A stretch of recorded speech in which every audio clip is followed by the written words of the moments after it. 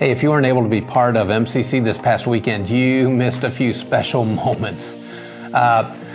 First of all, this past weekend was for Mother's Day. Part of the celebration was our family dedication. And the biggest part happens on Saturday night when the families invite their friends and other family members to join them as they bless their children and dedicate themselves to raising their children in a home that honors God. And that's incredible. Part of what makes that so special is this letter that parents write to their children telling them the characteristics of God that they pray over them. And then that letter is sealed and given to their child when they turn 18. Can you imagine the blessing that will be for our kids when they receive that? And then I want to share something that Michelle said Saturday night. She said, raising our kids to grow and develop a relationship with Christ doesn't happen by chance or crossing our fingers and hoping for the best.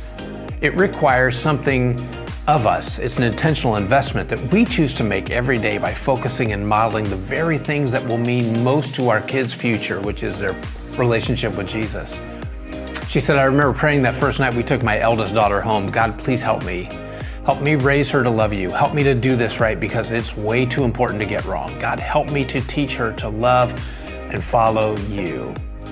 And then she said, we're here this afternoon because you recognize the importance of raising your child to serve God. And being the parent or an influence to these children is each of our callings. God chose us to shape, mold, and teach these tiny beings made in His image. And listen, if you weren't able to be part of family dedication this weekend, we're going to host another one in November. This is for all families who have never participated and want to dedicate their families to raising children in homes that love Jesus. And if you haven't, I hope you will. I want to share one more piece about our family dedication. This is a picture of Mike and Lindsey Gruver and their children. They were part of our MCC community while they lived in this area, and although they now live in Montana, I personally still consider them part of MCC. And they participated in family dedication every time one of their children were born here. After moving to Montana, they added Marshall to their family, and they think so much of the influence Jesus has had on their family through MCC that when they were back in town in April, they asked if they could dedicate their family to continue to raise their children in a home that honors God's kingdom. And I thought you should know what kind of impression you make on people, and then it follows them even when they relocate. That was one special moment. Part of our Mother's Day celebration included Andy and Brittany Tobias baptizing their children, Parker and Bailey. And while we didn't set up the timing for this to coincide with family dedication, it was a great example of children following their parents as their parents follow Jesus. And I would be remiss if I didn't mention that some MCC moms had fun with the men of all ages in their lives this past week.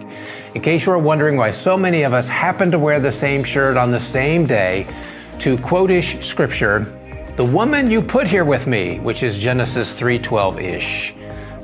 It was fun.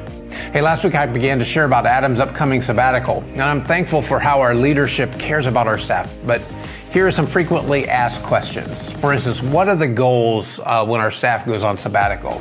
And I want to make sure you know sabbatical leave is a time for our pastors to shift gears, to rest and disengage and study and reflect, and to spend time with their family, to return to ministry refreshed and renewed in body, mind, and spirit. It's also a time for MCC to examine and explore new ways to serve and grow and contribute, possibly a step up in the leadership.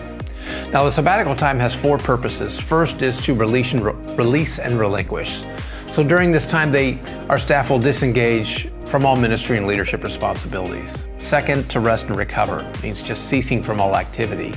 So Adam will concentrate on what restores him emotionally and feeds him spiritually. He's already begun to collect books that will help remind him to stop and listen to God.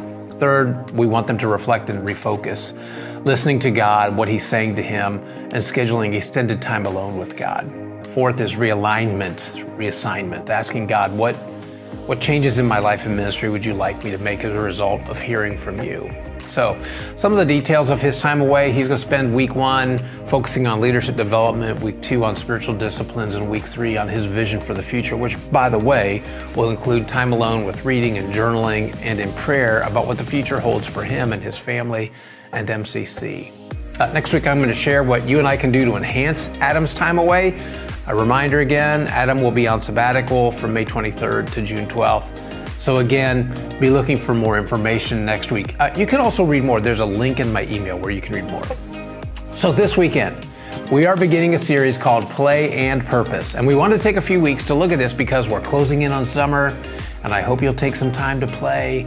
And next week is Graduate Sunday, and as we celebrate our graduates, Eric will talk about purpose and the importance of that.